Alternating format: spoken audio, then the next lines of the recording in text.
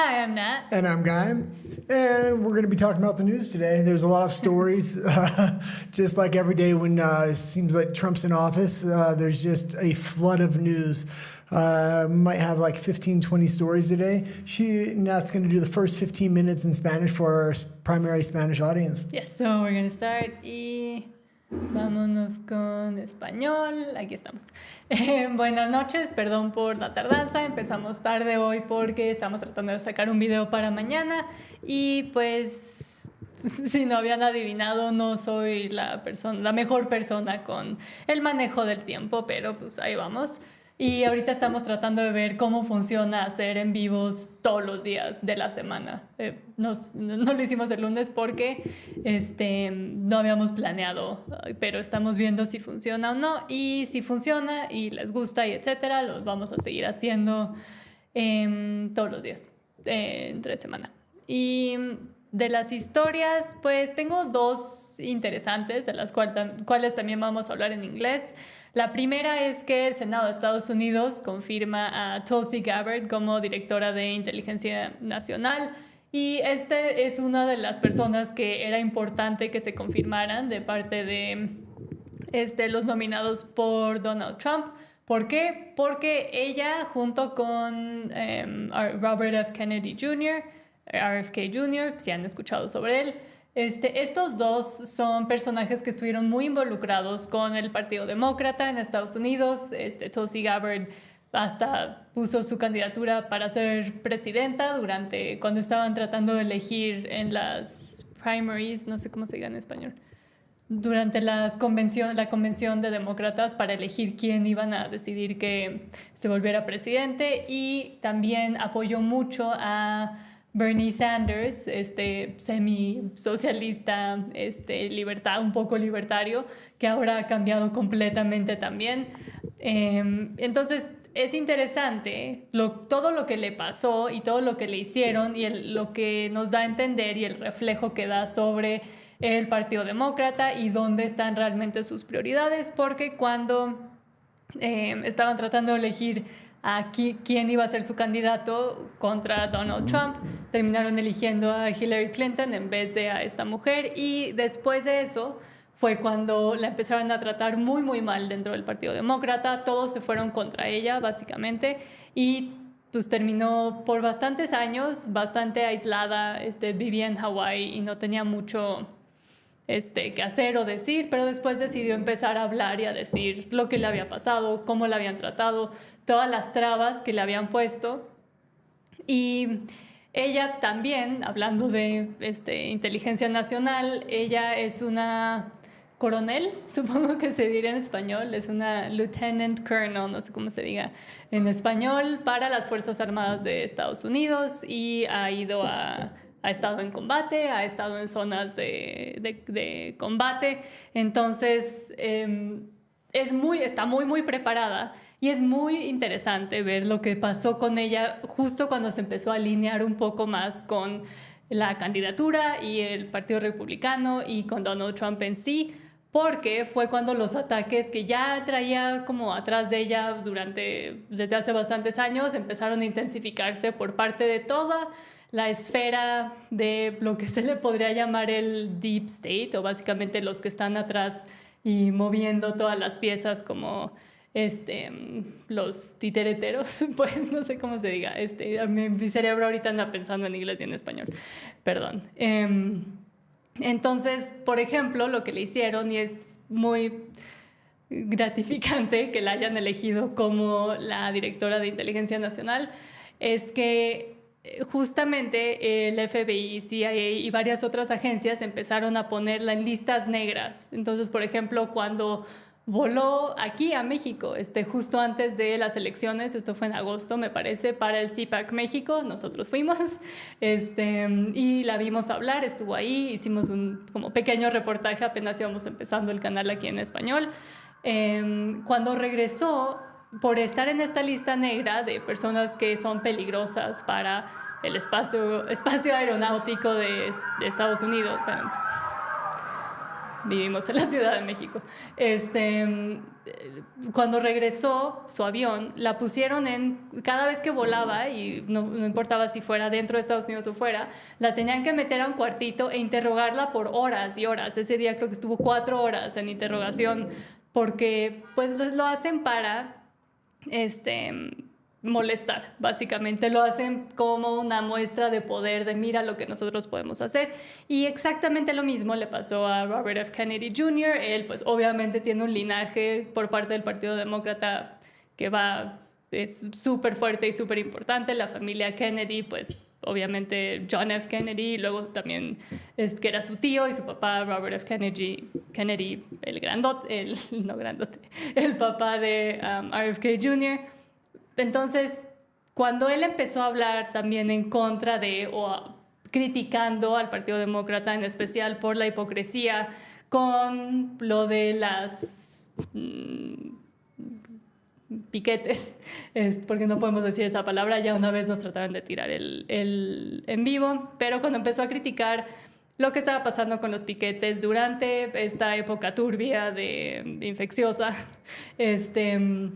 y también hablar sobre cómo las compañías farmacéuticas tienen muchas alianzas, en especial con todos en el gobierno, pero en especial con varios senadores y personas involucradas con el Partido Demócrata, pues también se fueron en contra de él, y todo su esquema de tratar de volver a Estados Unidos a que sea saludable y a no dar tantos piquetes en niños, y todas las ideas que tiene, que pues son bastante válidas y hacen mucho más sentido de lo que se está tratando de hacer ahorita con el sistema de salud en Estados Unidos. También empezaron a tratar de echarlo para abajo, y por eso es tan importante que ahora se está esperando que lo confirmen. Todavía no se sabe bien si se va a poder hacer o no, pero que hayan confirmado a Tulsi Gabbard, que era como la enemiga número 2 del Partido Demócrata, y que la hayan confirmado como la directora de Inteligencia Nacional, quiere decir que ahora ella va a estar a cargo de todas las agencias y todas las personas que estaban tratando de tirarla para abajo y de hacer su vida básicamente imposible. Entonces, vamos a ver qué pasa, vamos a ver qué sale, porque ahorita con todo lo del Departamento de Eficiencia Gubernamental de Elon Musk y varias otras formas en las que están como escarbando todo lo que estaba pasando dentro del gobierno, del cual mucha gente ni estaba enterada, y es interesante ver lo que pasa, porque estaría muy padre que pasara en más países, también como más o menos lo que empezó a hacer Milei, y todas estas ideas de destapar lo que ha estado pasando durante por lo menos 100 años, yo diría, pero más cerca, pues unos 60 o 40 años. Entonces vamos a ver qué sale de ahora la Inteligencia Nacional de Estados Unidos. Perdón, ando trabada porque ya es tarde.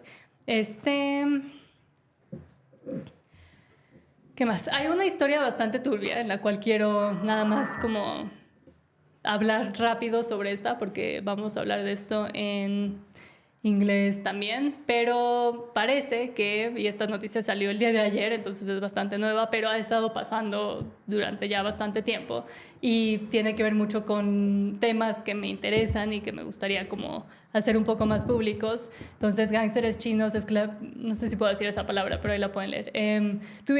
Tuvieron en captividad a mujeres en un esquema de recolección de, no huevos, pero ¿cómo lo puedo poner?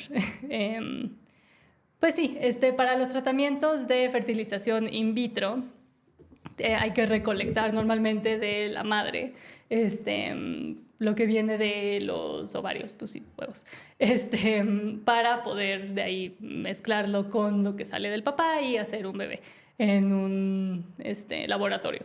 Pero hay muchos esquemas por los cuales, pues, espérenme que estoy tratando de ajustar esto.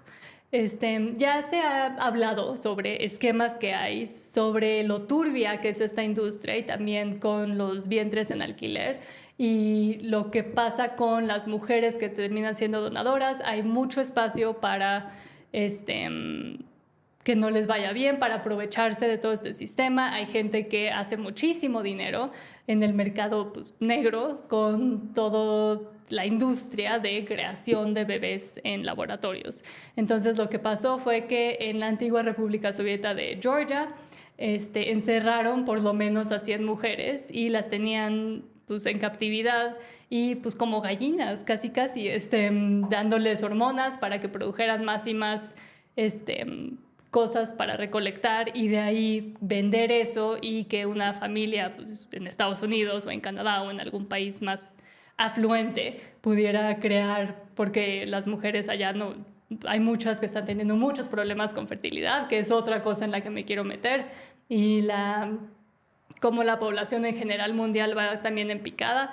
Entonces, el hecho de que se está ahora destapando un poco más sobre esta industria que es muy turbia y hay muchos aspectos muy negros sobre lo que pasa con pues la creación de vida, que debería ser algo muy bonito y muy feliz y etcétera, pues no es tan como lo quieren pintar, pero al mismo tiempo la industria de deshacerse de bebés va creciendo y creciendo y creciendo, y pues ya que las mujeres están demasiado, lo voy a decir así, están demasiado viejas para tenerlos por su cuenta, porque llevan años trabajando y años en otras cosas y nunca se preocuparon por encontrar pareja, bueno, pues ahora se está teniendo que recurrir a los vientres en alquiler, a otras mujeres que muchas veces no están bien tratadas, están hasta encerradas en captividad y pues no ganan lo que la gente cree que ganan al hacer este tipo de servicios e involucrarse en este tipo de negocios. Entonces fueron 3 mujeres tailandesas, fueron rescatadas, tuvieron que pagar alrededor de 2,000 euros para que las dejaran ir, si no se tenían que quedar ahí y seguir pues como gallinas casi, recolectando en cuanto lo más que pudieran de ellas y no tampoco remunerándolas de forma correcta o de la forma en la que deberían de estar remuneradas, y pues es básicamente tráfico y no es nuevo, o sea, esta industria está haciendo que la gente mala, por no ponerlo de otra forma, se aproveche de mujeres y también de las familias que están buscando formar una familia o crecer su familia. Y nadie sabe de esto, nadie habla de esto y todo lo ven como súper positivo y sí, qué bonito, bebés, pero del trasfondo que hay sobre este tipo de industrias es muy interesante. Entonces me encantaría saber si les gustaría un video sobre, como explorando un poco más todo este tipo de industrias, todo este tipo de maltrato a mujeres para complacer lo que quieren mujeres en otros países que pueden pagar por ello y que probablemente no saben los efectos de lo que están causando al pues seguir con todo este tipo de industrias. Entonces díganme si les interesaría. Y déjenme contestar rápido los mensajes que han mandado en español. Abraham Riveros dice: increíble canal, muchas gracias. Acabo de conocer este canal y me ha encantado, felicidades. Muchas gracias, gracias por suscribirse también. Y luego Chuy dice: Pope Francis, no es que uno sepa mucho de inglés, pero que no se supone que los nombres no se traducen. ¿Cómo? El Papa Francisco. O sea, porque el video está en vivo en general, excepto los primeros 15 minutos, van a ser en inglés. Luego le pueden poner subtítulos en el replay, supongo. Y The News Would Be in English or Spanish, de Abraham Riveros. Las noticias, los primeros 15 minutos son en español y luego nos movemos a inglés con Guy, que pues sigue aprendiendo español, pero no suficiente para discutir temas de geopolítica intensos. Y muchísimas gracias tu papi Rafa, me gusta mucho tu nombre, por esos super chat de 50, y dice: los vientres en alquiler son de lo más siniestro y no se denuncia lo suficiente. Literal es que una mujer venda a su bebé y que otra mujer y su esposo, pues con quien esté, o 2 hombres o 2 mujeres, están de cierta forma también comprando un bebé. Entonces, pues sí, yo creo que sí voy a hacer un video sobre eso, y muchísimas gracias por el super chat. Como hemos dicho, pues no nos llega mucho, todavía apenas vamos empezando, y agradecemos mucho a todos los que están aquí, todos los que se queden a lo de inglés. Y ya se me acabaron mis 15 minutos. Prometo tener un poco más de historias y tratar de ir más rápido en la sección en español, pero si ya se van, buenas noches, muchas gracias, y si se quedan, pues va a empezar a hacer en inglés en cuanto cambie de pantalla. Espérenme. Ahí estamos. Ok. back to English. Okay, I guess we'll get right into the stories today just because we have a lot of them. I'm going to start with a couple more religious-based stories. I watch a lot of Catholic politics, even though I'm not Catholic. I think it's important for society to have a non-moving moral foundation so the government doesn't go too far off the rails like it did with wokeness. But the first one is actually identifying that a lot of the inner workings of the Catholic Church is starting to turn Marxist and wokeness onto itself as well. There's really a split in the Catholic Church right now of traditionalists and leftist wokeists. And there has been for a while, but a lot of the USDA scandals that are coming out now are directly related to the Vatican and the Catholic Church. The largest person that was getting the most money from the U.S. aid was one of the nonprofits in the Catholic Church. It was getting billions upon billions of dollars every year. So the first story we're going to go into is actually about the Archbishop of Detroit. He's calling for an excommunication of all Catholics that are enforcing Trump's new measures on securing the border and ending illegal immigration. So this is interesting. You want to excommunicate people that want to enforce the laws of their country. The United States takes in the most amount of legal immigrants every year. They also take in the most amount of illegal immigrants every year. Over the decades now, because it's not just immigrants coming from Mexico, they're coming from all over the world, even countries that are enemy countries, such as Russia, China, a lot of African countries. The illegal immigration in the United States has got out of hand, and they just want to try to clean it up. This will allow for more legal immigration. And as far as legal immigration goes, the government's able to provide more support so the immigrants that are coming into the country can adapt to the country and adopt their basic values and things like this. Yes. So the fact that we're seeing a lot of like the church and other entities also trying to get involved with the whole conversation. It's not just the Catholic Church. It has also been revealed, for example, that the Lutheran Church has been receiving a lot of funding to continue programs to house migrants, to go specifically to these new coming illegal immigrants into the country and essentially making their life a lot easier, even so much more easier than other migrants that got there before this time. Well, there was documents released the other day. I believe they were CIA documents. These documents openly stated they wanted to try to use the Pope and the Pope's position to push liberal and far-left beliefs, such as NGOs that would fund abortion and things of this nature. It would conceal what they were actually trying to do in society with LGBTQ and an abortion. If they can push it through Catholic organizations, nobody would really be that aware of what was happening. People are starting to become aware because of all the declassification of the documents in the United States. This is why I've also been focusing on a lot of what Trump is doing with U.S. aid and other things Trump's doing, because it's really having a huge global impact, not only here in Mexico, but obviously in the Vatican as well.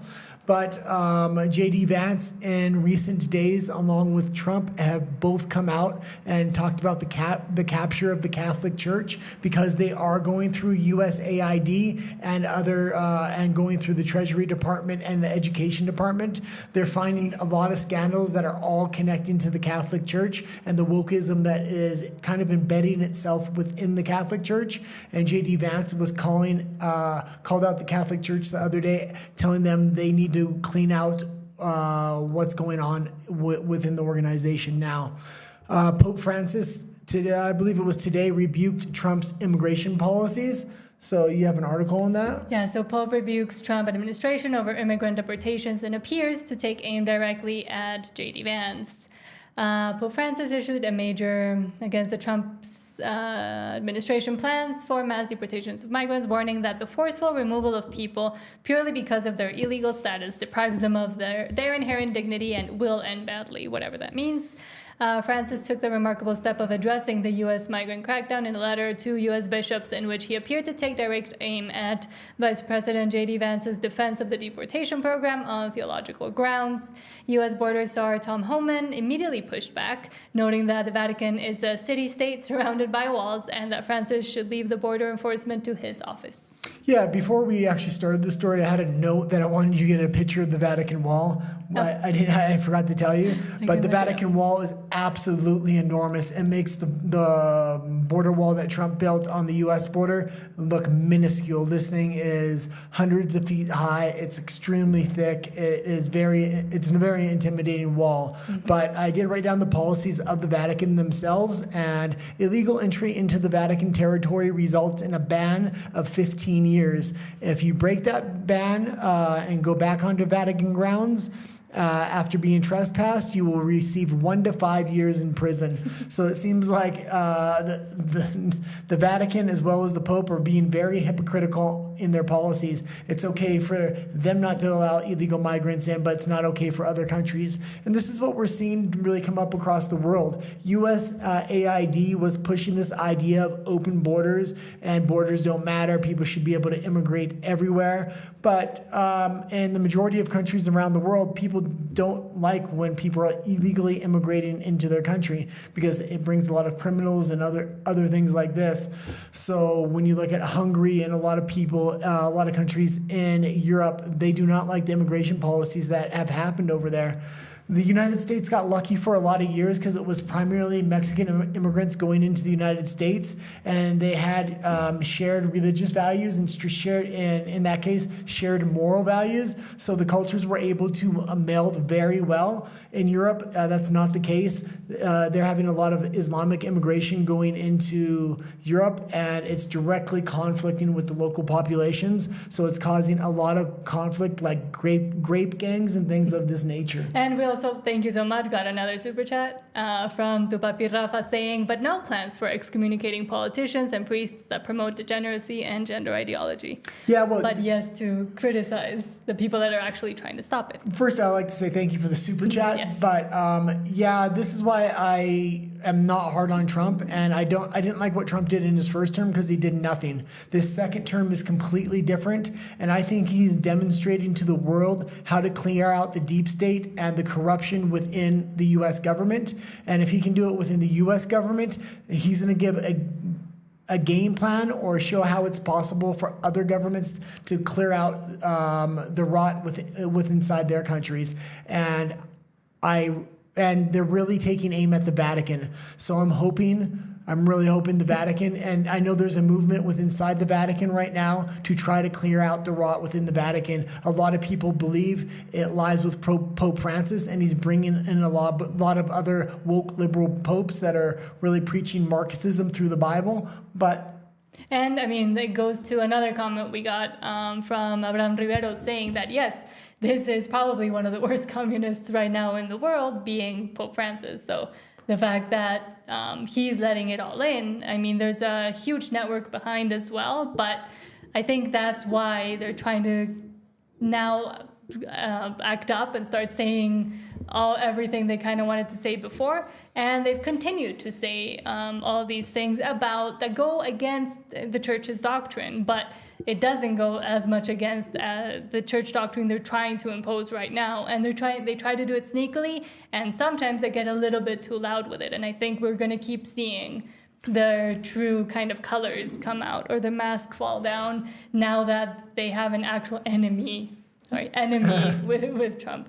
Yeah, I watch a lot of geopolitics, but I also watch a lot of Catholic politics. So I was very wary to put this as the opening stories, and I wasn't really aware of if people were going to know about the infiltration of wokeism and crazy Marxist policies within the Catholic Church, and what's actually going on with a mutiny within the Catholic Church against Pope Francis. So I'm glad to see a lot of people are actually aware and educated on what's going on. So maybe I'll add more Catholic stories into here in the future. But we'll move on, just because we have a lot of stories today. You did speak about a story. And we started late. You did speak about a story in Spanish you wanted to talk about, you said, which was the Chinese story? Yeah, but I don't have it up right now. Oh, you don't have it up? No. Okay. So I went to Tulsi. Maybe we'll go to Tulsi Gabbard. She got confirmed as Director of National Intelligence. This is absolutely huge. Maybe I'll talk about, there's so much that goes along with this, especially later on. I got some other stories that are related. But Bernie Sanders actually voted against Tulsi Gabbard. And this is really a backstabbing moment, because when Bernie Sanders ran against Hillary Clinton for president, one of his major supporters was Tulsi Gabbard. She put her entire career on the line and stepped down from her post just to endorse Bernie Sanders. So I was really expecting Bernie Sanders to be the one Democrat that came over and really had her back, and he didn't. He is a sellout through and through, and I used to actually support Bernie Sanders, and he was the one populist on the left that I really thought could have made a change, and he's just completely sold out since his presidential run. So I was really disappointed to see that he didn't support Tulsi Gabbard. Also, and just as a bit of the news, the vote was 52-48, mostly along party lines. No, there was one Republican. Senator Mitch McConnell, of course, of Kentucky, joined the Democrats in opposing the confirmation, and I mean, so Mitch McConnell is not seeking re-election, so he's voting against most of the things that Trump's putting forward. So he's the one Republican that just doesn't care. He's a traditional rhino that's a Republican in name only. You're having this new populist conservatism, or it's called Trumpism, that's kind of taken over the conservative party in the U.S., and it's based upon populist ideals. And this is why they have a mandate from the people to clear out the government, and you're seeing them declassify all kinds of information. And I mean, just the fact that she's getting confirmed now is very important, and it is very big, because as I was mentioning in Spanish, she's basically getting confirmed into one of the agencies, at least, but the agency that was going against her and that was being used to attack her once she completely broke away from the Democratic Party. So the fact that now she's getting confirmed to that office and get to lead a lot of the people, at least some of them will be fired, but a lot of the people that were purposefully used to attack her is quite interesting. Same with RFK Jr. Yeah, so they have Tulsi Gabbard was confirmed today. The next person up to bat is RFK, and he's a 50-50 split vote right now. J.D. Vance is on his way back from France. He was at an AI conference, and he is the deciding vote. So it looks like at this point, RFK is going to get confirmed, which is going to be huge, because he's going to take over our Health and Human Services, and he's going to be able to declassify all kinds of documents. Donald Trump is setting up investigation committees and things like this, but they need people on the inside that will declassify these documents. Tulsi Gabbard is now able to declassify documents as well. Kash Patel is up next week. This is probably the biggest appointment. He will be the head of the FBI, and because Trump was able to get his confirmation of Tulsi Gabbard as the head of intelligence, if you have him as the head of the FBI, they basically have all the documents needed to kind of out the government. And later on, I'm going to be talking about a new task force that Trump is making, and that task force is really reliant on Tulsi Gabbard specifically and Kash Patel, hopefully, that gets to become the head of the FBI in order to declassify documents and then release them to the public. And we have a question again from Tupapi Rafa saying, do you think this time there will be a change for good with Trump's administration, or is it going to be like his past term and being disappointing regarding the cleaning the swamp that wasn't really cleaned thoroughly last time? The swamp last time wasn't cleaned up at all. And what he's doing this time, in 2 weeks, he's done more than every other modern president up to this point, including himself. He was a lame duck president, but what I will say, the best thing that happened to Donald Trump was him getting the last election stolen from him, from Joe Biden. It gave him 4 years to get 3,000 people ready for the jobs and positions, and he knew exactly what he was going to do every day. Every day I watch the news, I just can't keep up. I'm just writing notes all day about what Trump's doing on a global level, on a United States level, how he's cleaning out the government, and we haven't seen anything yet. None of his appointments are in yet. None of his appointments have taken power. Once these appointments take power of the FBI, the CIA, Health and Human Services, they're going to declassify everything, and Trump has a task force ready to release all this to the public. And I think he has a big ego. So the fact that he wasn't able to do it that time, and then he lost, and then they got all the prosecution involved with basically the whole judicial arm of the United States going against him, I think now he's kind of reloaded. He's kind of listened finally to the advisors that he stopped listening during his first term. And now knows a little bit better what to do. And he's bringing along, as I mentioned, RFK Jr., Tulsi Gabbard, people that would normally not be within the Rhino sphere, but just by having them in there and making them some of the, forward-facing people that helped run and finish his campaign, says a lot about the kind of changes that he's looking into now. And yes, in this past, it's been less than a month, almost a month, there's been more done than, I think... 21 days. Yeah, in these past 21 days, there's been more done than...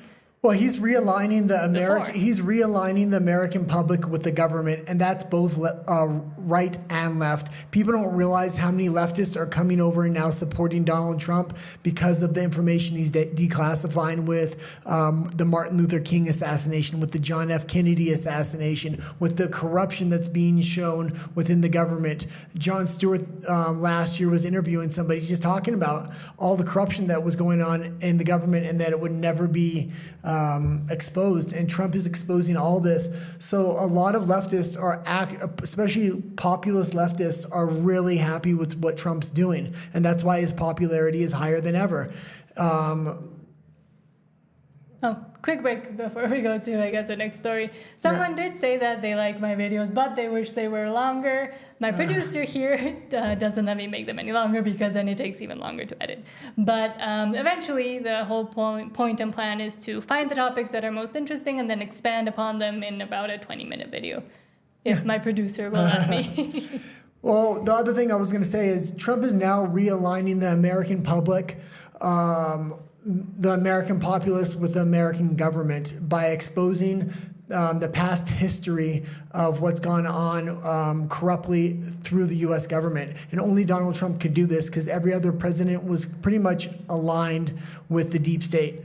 And I know a lot of people internationally don't like Donald Trump, but I think if he's able to clean up the United States and really show the corruption of the past, there may be a new respect for him gained internationally. It's going to take a few years, and it's going to take a lot of exposing of the things that the U.S. government has done in its past. And especially what came out with their thus far with the information about USAID and how it has been used to funnel essentially money to news organizations around the world. Obviously to talk bad about the plans and Trump and etc., and to make very biased content, not just nationally, but also internationally. Now that it's been discovered and now that they're going to keep scrambling and trying to figure out how to keep control of things and of the narrative and of the things they've said for so long, I think more people will start to realize, what they were telling me in my country about Trump and all the opinion articles. I know here in Mexico, every single, no matter who it's coming from, left, there's no right here, but half right, etc. Doesn't matter whose opinion it is, everybody is negative towards Trump. And I think that just goes to show the bias that has been created, not just through ideology and leftism kind of infecting everything, but also through funding and through very specific money going to very specific people. It was completely through funding. Yesterday, they've uncovered so far billions upon billions of dollars being shoved into media organizations within Latin America, within Europe, all over the world. And the main narrative they've put over the last however many years, 10 years since Trump's been running was, Trump is Adolf, and it's insane. But I got a ton of other stories to get to, so I'm just going to keep going here. The Russian economy growth is growing at extraordinary proportions, and this is in spite of sanctions that have been put on the country. And I will say this about Russia, it's the one country that has a real economy. It's not based on all these stock markets. It's not based on all this international trade. They built a real economy, and the little international trade they're able to do, and the other things that they're able to do really builds upon this real economy within the country. All the Western companies left the country, so Russians started their own businesses to fill the hole in the market. So the original growth of the Russian economy was at 3.9%. It was revised to 4.1 today, and the final statistics are expected to come in, and it's expected to have a 4.5% growth overall.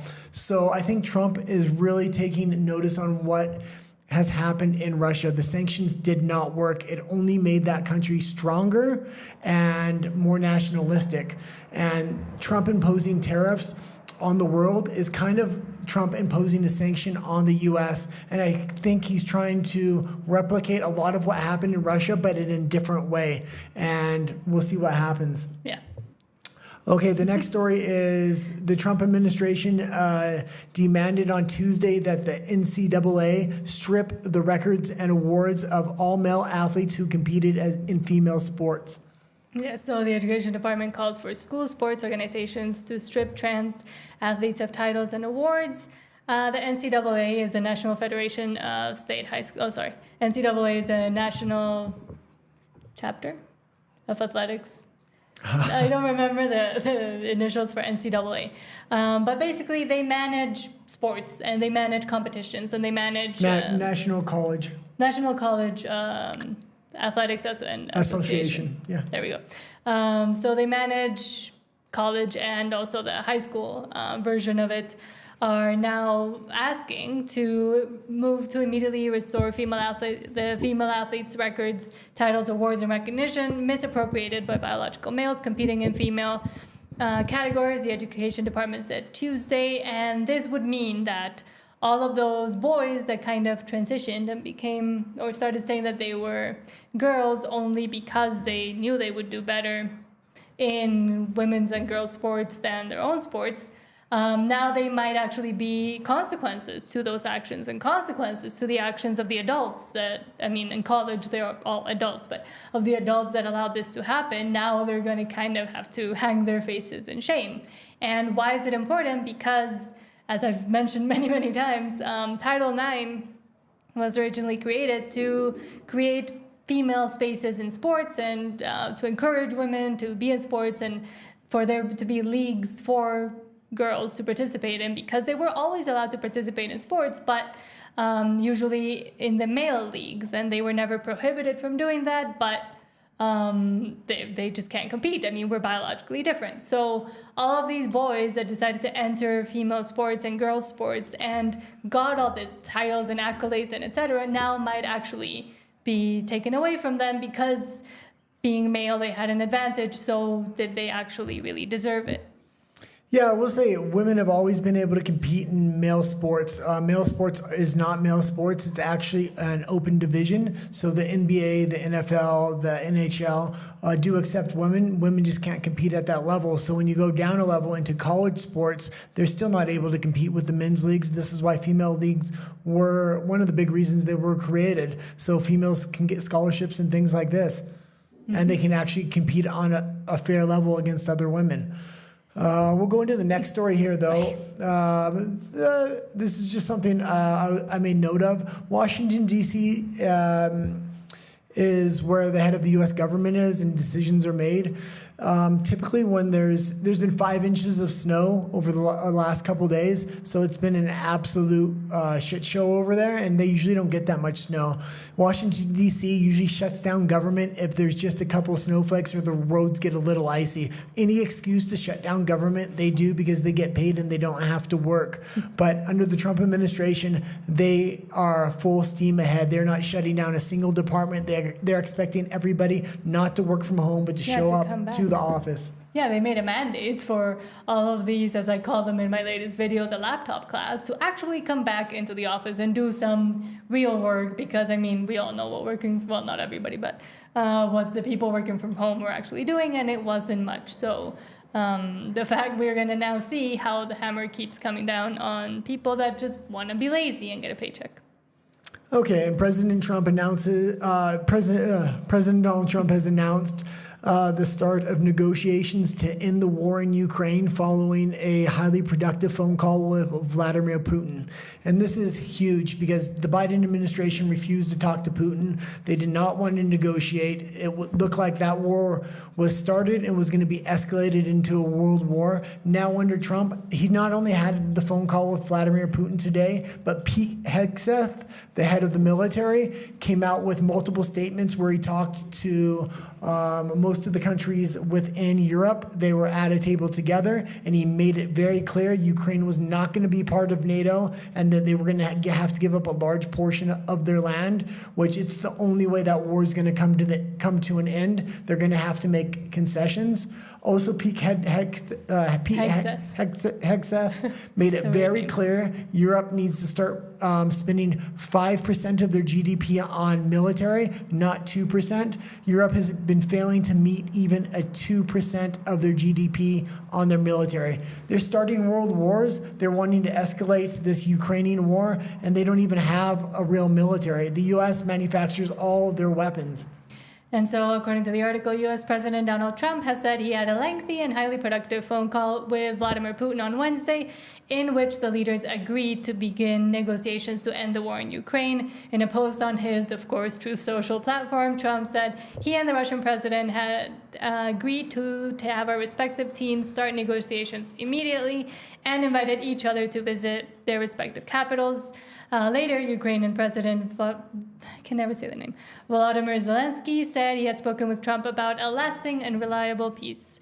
So the calls came as his defense secretary said it was unlikely Ukraine would join NATO, which will come as a bitter disappointment to Kyiv and to Zelensky. Yeah, I'll also say one more thing. Putin has been pointing out Zelensky's not the official leader of Ukraine because there has been no elections. So anything he signs or any peace agreement he signs, NATO or the European countries can easily renege on, or Ukraine can renege on, saying he was not the official president because there was no election. That's why Vladimir Putin is very wary to negotiate with Zelensky right now. He's stated in the past they need to have elections. Ukraine's refusing to have elections, but the U.S. is now coming out stating that Ukraine has to have elections in a timely fashion. So this is going to put a leader in a position that will be able to legally negotiate and sign documents with Russia to put an end to this war. Do you have anything else? I'm trying to fix the stream. Hold on. It's off? No, it's not off. It's just, it was glitching.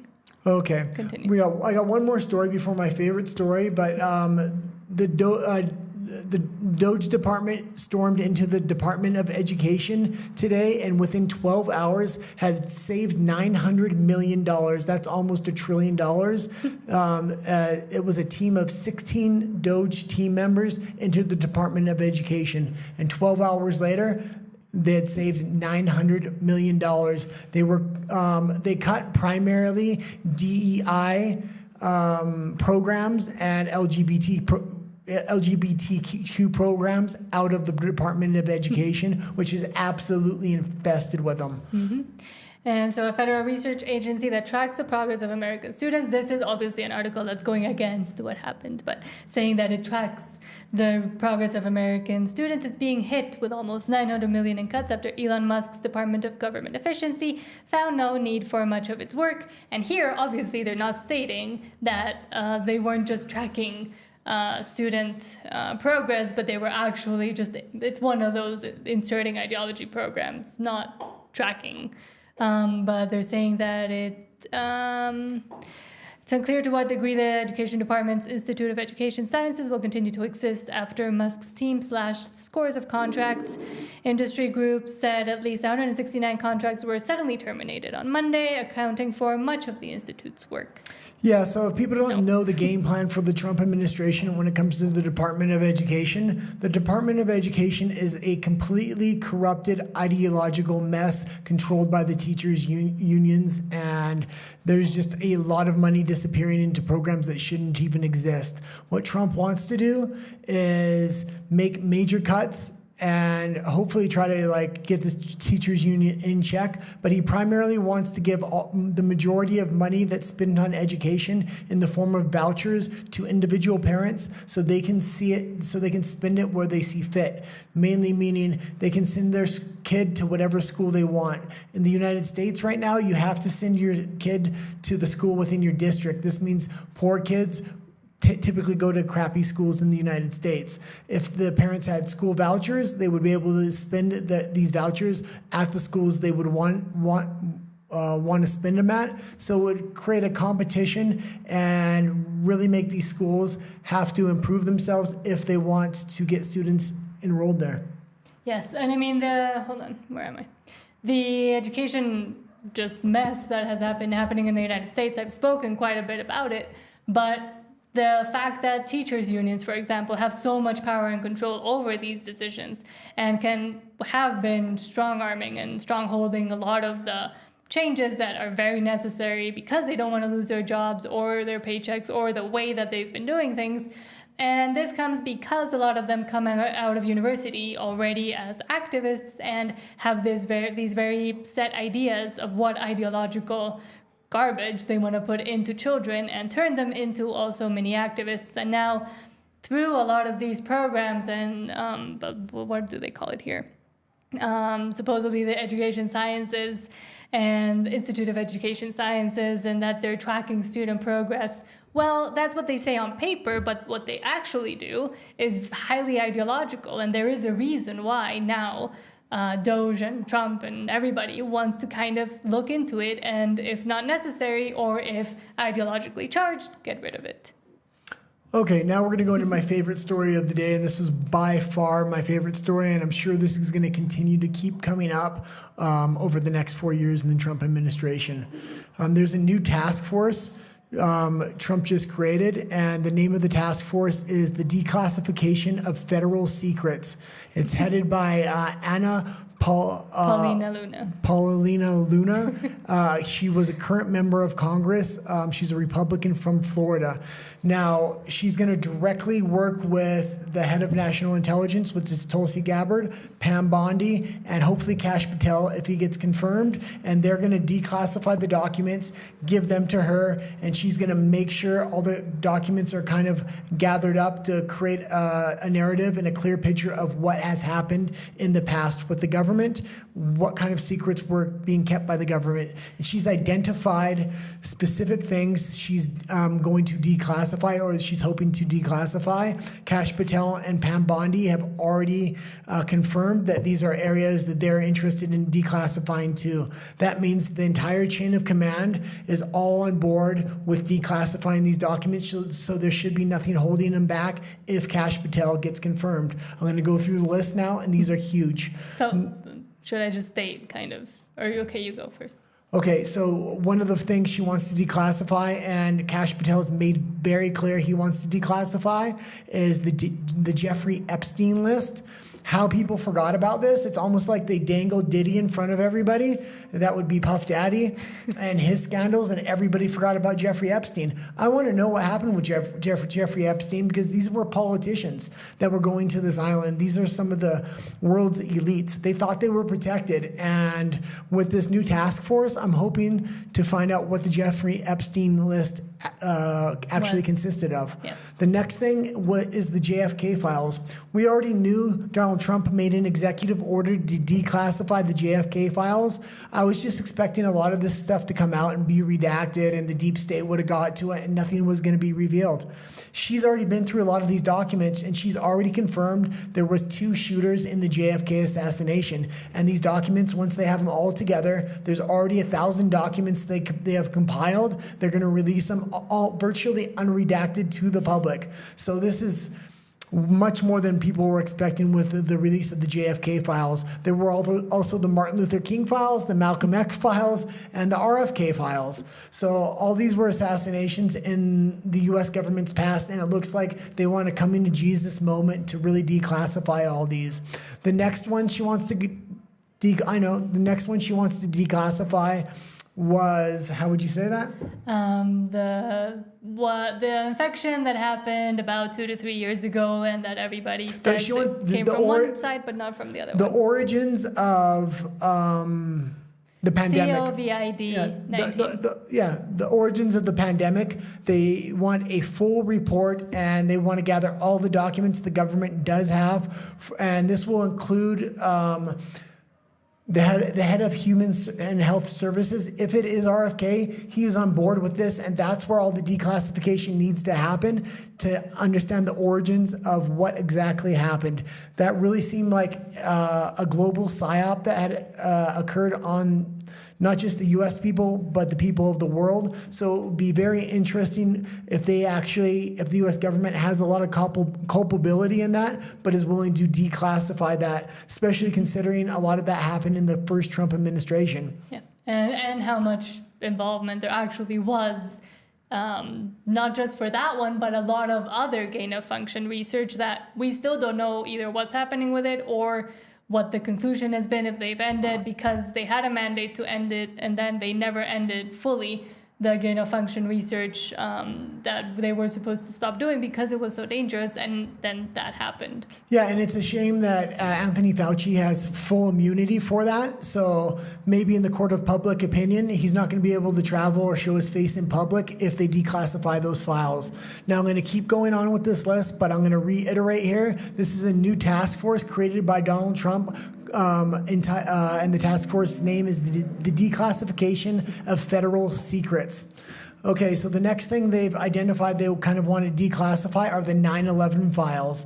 A lot of people think the U.S. government was involved with 9/11. Just the other day, there was some files declassified through the Trump administration that the FBI was ordering lunch for the people who was working for the people that crashed the planes. Now, I'm trying to avoid saying a word here, so it might sound a little weird, but the FBI was ordering lunch for people that were involved with the crashing those planes. And that was just declassified, so I'm interested to see what these 9/11 files are. A lot of people within the United States have suspected for years now, and a lot of evidence have come out that the United States government was involved with 9/11. They gained the most from 9/11 and were able to pass the Patriot Act, which allowed them to dig into every American citizen's phone calls, emails, and things like this. The thing that Donald Trump is now doing and his administration is doing is they're digging into the government the way the government was digging into the American people. And I'm very glad to see it. So the fact that there are all these files and they're saying they want to declassify them, I'm suspecting that there will be some involvement with the U.S. government into that. The next thing they want to look into and try to declassify is, I called it UFOs, but they're UAPs, they call them now, and other things of this nature. So anything involved with UFOs, aliens, things of this nature that they have classified documents on, they want to release. So it's going to be very interesting. I know you don't personally believe in this, but I mean, I believe that there is some sort of obvious psyop and it's been happening for years. And UFOs is the easiest way to tell people, just don't look here. It's not us. It's not the government. It's magical tiny men in the sky. Well, I'll say this too. Maybe it is a psyop, but I want all the documents released stating that the U.S. government was involved in a major psyop over the American people and the world on manipulating them to make them believe there was UFOs. But I believe in UFOs. I believe in aliens. So if there is actual evidence that the government has... It's going to stay on the internet forever now. So if the government actually has files on this, I want to see what they are. Yeah, yes. I mean, if there are files either saying, yes, there's tiny green men in the sky, or we've been using this as a way to cover up other things, obviously it's important for everybody to know, because I'm sure there's a lot of people that have basically gone mad because of the whole aliens thing. So. Yeah. Okay, so for all this stuff, and there was a much longer list they're going to declassify. These were the major hot points that I found very, very interesting. Mm-hmm. And this is going to really help align the American people with the American government, because he's clearing out through all the corruption and by following the money. It's realigning the people with the government, but now he's going into the government's past and declassifying files and putting people in positions of power who can declassify these files. For all this to happen, they need Kash Patel to be appointed as the head of the FBI. It's going to be him, Pam Bondi, Tulsi Gabbard, and RFK that they need at the head of these organizations in order to declassify these files. All four of these people said if they were appointed and put in those positions, they would declassify the majority of these files. And again, it's like a lovely, what do you call it when you like a circular moment where they were basically almost all of them were prosecuted by those agencies, and now they're going to be heading them and trying to expose and uncover all the things that they were doing. So yeah, if they do uncover all this and they are able to clean up the government, Donald Trump is going to go down as one of the greatest presidents in American history. So far, he's off to a good start. I don't know if he's going to be able to pull it off, and I'm not going to say anything yet. But he's making all the right moves. I didn't think he was going to be able to get these appointments. And I didn't think he was going to get in. I didn't think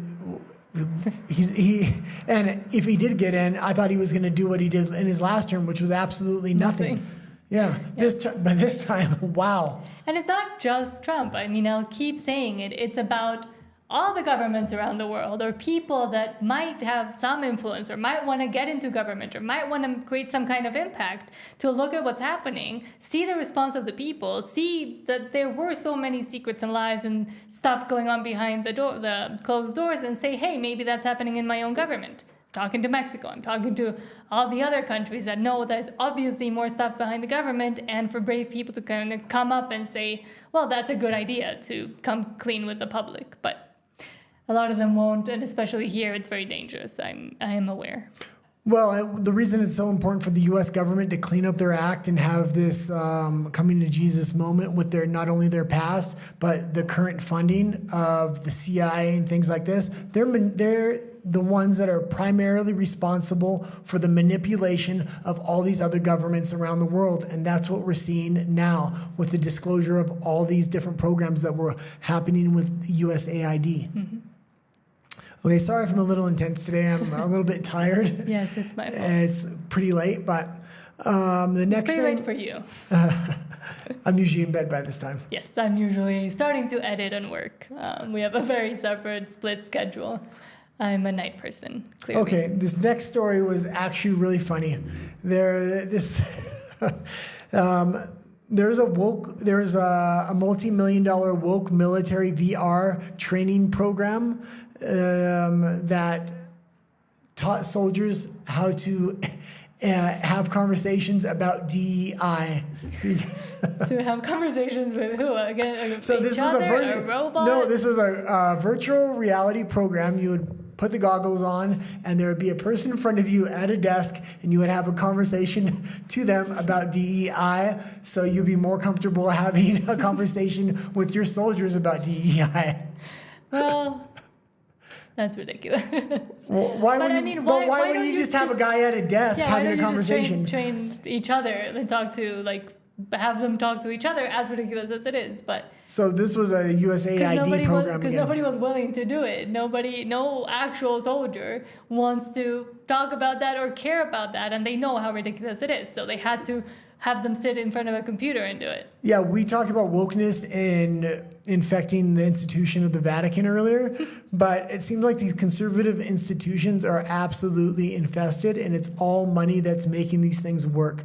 The U.S. military is one of the biggest disappointments on how infected they are with DEI, woke policies, and other things like this. And this was because they let activists take hold of it, because, a lot of the millennials coming out of universities learned it all in there or online. They kind of got indoctrinated and given their marching orders, and then some of them wound up at the military and wound up. No, that's not how it happened. A lot of them did.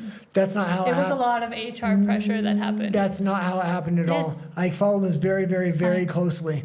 They pushed out a lot of they pushed out a lot of the conservatives with the jibby jab and other woke ideology that was infested in there. And then on top of that, it was primarily funding the higher ranks and getting them on board and promoting people that had a woke ideology into multi-star general positions. Yes, but whose decision was it to have those ideologically like deranged people in the first place to be able to do all of those pushing out? It's the government. And it's because the people at the higher levels usually don't have to really go through training and just come in because they have a master's, they have a doctorate. So they're coming in from the universities and then implementing all of this idiocy onto everybody else. But like the focus point was the universities. Yeah, also the highest generals in the United States can't be promoted to 4-star generals. It's actually a political appointment, not a military appointment. So you were having a lot of 4-star generals appointed under Democratic elected leaders, and they were really the ones influencing the military the most. The instance of this was Mark Milley. He probably has the most culpability. I can't remember if he got a pardon or not. So I'm really hoping he didn't. But okay, the next story is political amidst Democrats have been lying about the economy the whole time, and unemployment is effectively at 24%. Politico, the newspaper, the like magazine, I don't know what it is. So they're losing all their funding from U.S. aid. So all these American newspapers and news organizations, well, I think this is going to be the first in a long stream of really starting to tell the truth. They're angry because nobody's coming to protect them. The Democrats are really fangless at this point, so they feel abandoned and they feel like they're open to lawsuits. They feel like a lot of prosecutions are going to be coming forward, and they have no money to even pay for lawyers at this point. Yeah, and it will be interesting to see which ones try to either continue to scramble and keep lying and keep doing what they've been doing with the bias for so long, which ones will fold, like they'll just stop existing because they can't keep up with it, and which ones will 180 completely towards the different opinions that they've been hating on for so long and starting to tell the truth and starting to report stories maybe even a little bit honestly. So there's a lot of these media organizations. It's not just Politico. And a lot of them, I think, we'll see a lot of opinions changing, like from day to night. A lot of people saying, oh, I never believed that. Oh, I never said that. Oh, we never said that he was a fascist dictator that wants to be like the man with the mustache. Like, all of these people have started to say like, oh no, I never thought that. Oh no, that's actually not a good idea, what I said 2-3 weeks ago. So, I mean, there's going to be a lot of about faces that are going to be coming down the pipeline, and it'll be, I mean, a little bit funny, but also it's worrying, the state of media and the state of journalism, not just in the United States, but in the entire world. Well, liberalism has a big thank you to give Donald Trump, because what's happening right now is he has completely dismantled this top-down liberal narrative that basically dictates to liberals what's acceptable, what's not. The Ukraine war, good. Israel, good. This bad, that bad. They dictate from the top down and tell you what's good, what's bad. The LGBTQ community, transgenderism. It comes from the top down. The Republican and Conservative Party really is born from the grassroots up. Now, with the destruction of the funding of the mainstream media, what's going to be able to happen within liberalism and the left wing now is they're going to be able to have a real conversation that's not going to have consensus, and the best ideas are going to have a chance to start coming to the top. And there's going to be real debate and real ideas that are going to come out, and you're going to see liberalism embrace populism if the dismantling of the media state continues to happen within the United States. Yes, sorry, I was yawning. Okay, the next story has a little bit to go with the last one, I guess, but Google searches in the Washington, D.C. area for criminal lawyers is 5 times higher than the national average and is the highest in the country. Criminal defense lawyers. Yeah, criminal defense lawyers. So a lot of this is suspected. Not just that Donald Trump is going to prosecute politicians, because that wouldn't increase the searches enough, but they believe it's possibly because of false invoices related to the USAID. So this is billions of dollars the USAID has been giving out.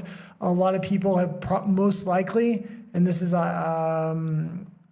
speculation, that they've been charging, they were contracted out to USAID for a short period of time, and they just continue to build them continuously for years.